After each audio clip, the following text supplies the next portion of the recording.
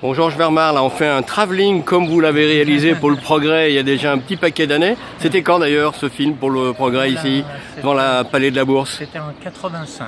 Voilà, c'était les 130 ans du journal. Les 130 ans du journal. Oui. Alors, 85, Voilà. nous on est en 2018. Voilà. Donc, En 68, vous faisiez quoi? donc tout se trouvait alors en 68, et là il s'agissait de toute autre chose. C'est-à-dire? Mais en 68, les manifestations qu'il y a pu avoir, dramatiques, puisqu'on garde des souvenirs de ce type, quoi. Mais Ce type, le commissaire Lacroix. oui, voilà, c'est ce que j'entends par là.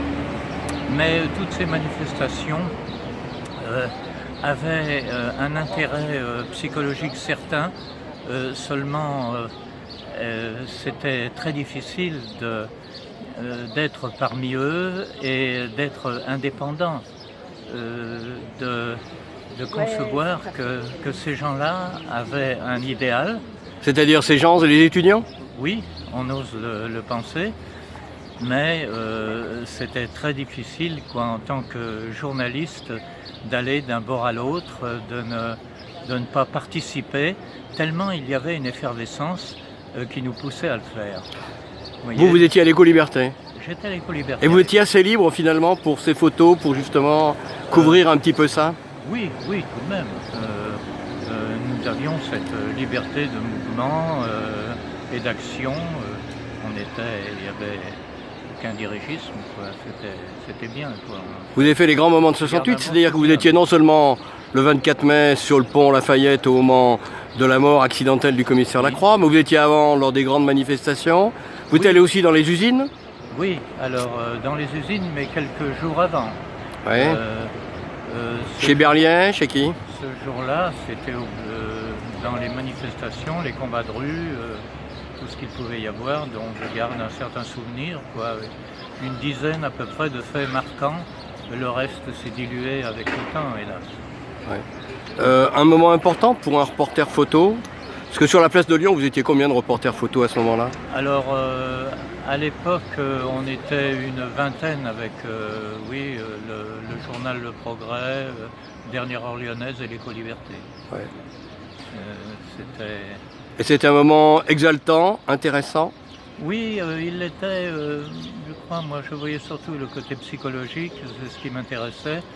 Mais on risquait quand même. Je me souviens d'une période où les CRS, il y en avait un qui tombait environ toutes les 30 secondes.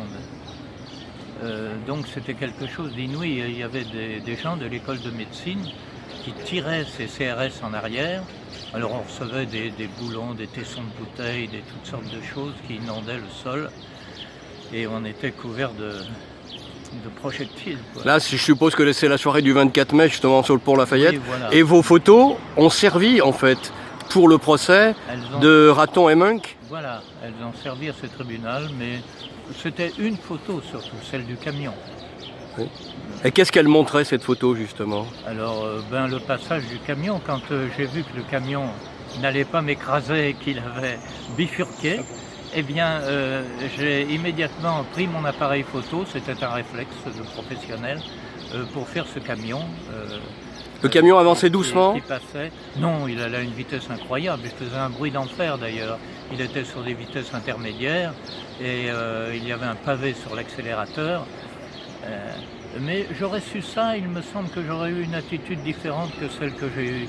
Je pensais qu'il y avait à l'intérieur un émeutier qui avait pour but, n'est-ce pas, de faire le plus de victimes possible. Et j'étais une de celles-ci sur le trottoir où il n'y avait pas d'autres personnes, ce qui m'a fait courir. Et puis j'ai très vite vu que le camion allait me rattraper et que je n'allais pas m'en sortir. Donc j'ai attrapé la rambarde du pont pour tenter de sauter dans le fleuve. Ça ne me faisait pas tellement peur parce que j'avais nagé toute mon enfance dans le Rhône, mais enfin sauter avec des appareils tout habillés, c'était une aventure. Et la mort du commissaire Lacroix, vous en avez été témoin? Alors là, lorsque j'ai jeté un coup d'œil quand même avant d'exécuter ce que j'avais envisagé de faire, et à ce moment-là, j'ai vu que le camion avait bifurqué. Peut-être avait-il, mais je ne l'ai pas vu à ce moment-là le faire, heurté le trottoir de la rue droite, et il a bifurqué sur la gauche, en diagonale. Et il a été 40 mètres plus loin tuer le commissaire Lacroix.